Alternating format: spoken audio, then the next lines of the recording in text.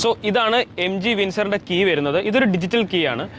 ഈ ഒരു കീ നമ്മുടെ പോക്കറ്റിൽ ഇട്ടിട്ട് വാഹനത്തിന് അടുത്തേക്ക് ചെല്ലുമ്പോഴും അതുപോലെ തന്നെ ഡോർ തുറന്ന് പുറത്തേക്ക് ഇറങ്ങുമ്പോഴും ഒരു നിശ്ചിത ഡിസ്റ്റൻസ് കഴിയുമ്പോൾ വാഹനം സെൻസ് ചെയ്തിട്ട് ലോക്ക് ആകുകയും അതുപോലെ തന്നെ വാഹനം ഓൺ ആകുകയും ചെയ്യും.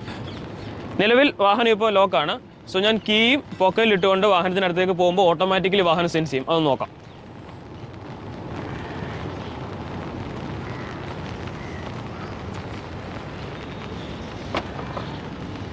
വാഹനം ഓട്ടോമാറ്റിക്കലി സെൻസ് ചെയ്യും. അതുപോലെ തന്നെ ഞാനിപ്പോൾ വാഹനത്തിൻ്റെ അടുത്തുനിന്ന് ഒരു നിശ്ചിത ഡിസ്റ്റൻസ് കഴിഞ്ഞ് മുമ്പോട്ട് പോവുകയാണ്.